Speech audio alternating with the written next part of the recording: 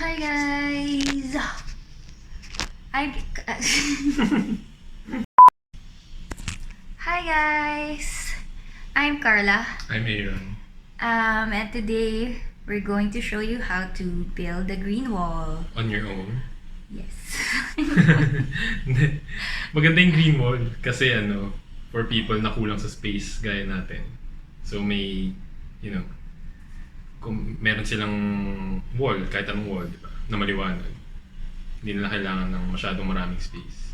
Oo, at hindi mo na kailangan bumili ng plant rack. Hindi mo kailangan ng magandang paso. Tsaka maganda siya tingnan. Very, Instagrammable.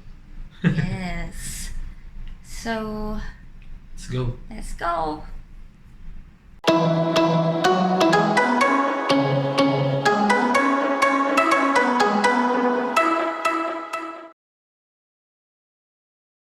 Today, we're going to show you how to make a green wall in the condo. So, hindi ko alam kung pwede siya sa condo.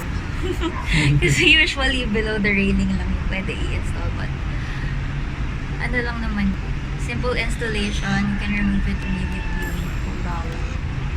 So, here are the things you'll need. Of course, yung grid wall. Mga 200 pesos yan. 60 by 120 feet.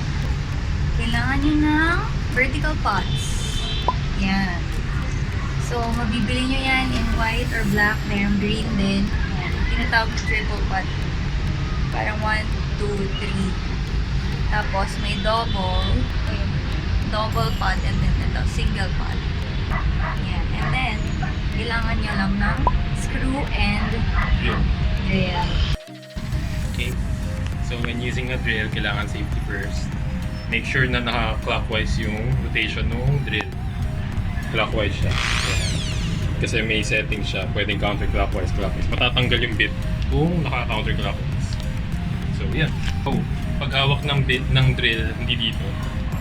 Usually kasi pag ganito, dapat nakaganito. Pag ganito. Para ma-push mo siya ng tama. Yan si Foreman.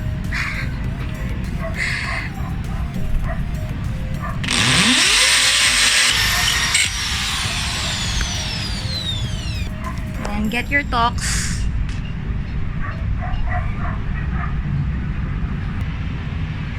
Yan. Pwede na yun. There. Yan. Siyempre ilalagpas nyo ng konti yung screw para isabitan yung grid. There yada. Ayan na siya. Mas okay yung mag-alala kung ganyan siya. Kasi bababa pa siya pagka may pots na. Yes. Pag may pots na, bababa na yun. Ito, mga ano na siya, almost 1 month na naka-install. Pero yung iba dyan, kahapon lang namin nilagay. Kasi paunti-unti lang kami naglalagay ng halaman dito. So, tinanggal muna namin yung mga nandito sa ilalim before namin in-install itong nasa baba. So, yan. Para lumaki yung green.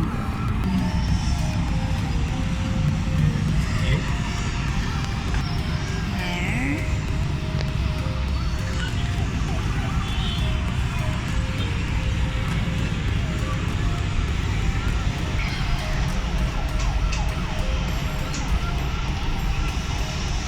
Parang higher pa yata yung photos.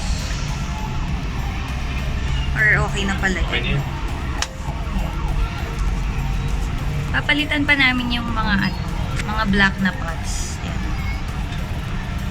Kasi pag white yung wall mo, dapat mas maganda na white lang yung pots para hindi siya masyadong kita.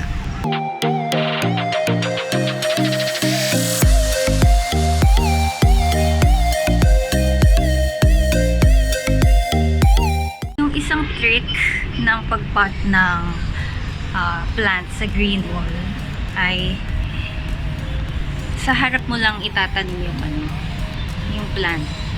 Like itong portulaca. Ay, kita yung mga nilatan yung paa mo. Ayan.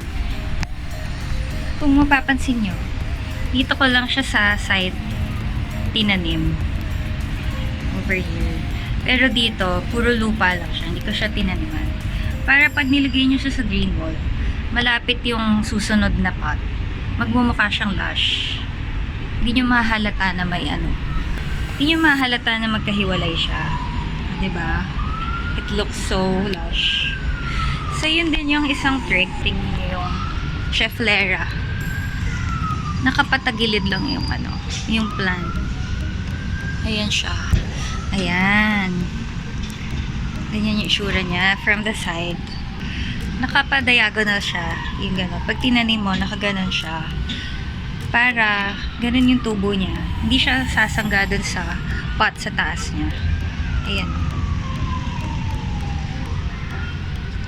Ay, pinrepaint ko pala yan. Kaya ganyan. Sa likod niya, black pa rin siya. Pero, ano, sa harap white siya. Okay. Yan. Itong neon din, nasa harap lang din siya. Yung placing nyo ng mga halaman, may ano siya, may pattern. Yung mga same color or same plants, magkakasama siya para hindi siya mukhang chop suey. Hindi makaalat tingnan. So, parang tingnan nyo yun. Doon ko nilagay yung mga dark green na plants. Magkatabi yung dalawang spider. Tapos, dito naman, pinaglapit ko yung dalawang, ano, parang neon colored plants. Pero, different, ano sila, different plants.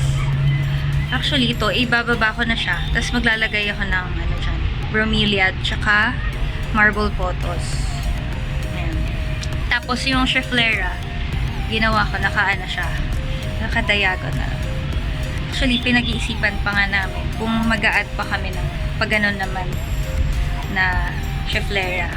Magkasama yung dalawang turtle vine, tapos magkasama din yung dalawang portulaca. Itong talino, nandun siya dati. Kasi maganda siya tingnan with the ano eh, with the lemon lime. Tsaka maganda siya sa taas. Kasi patayo yung tubo niya. Pero nilagay namin siya dyan kasi ano pala siya, full sun ang requirement niya sa lighting.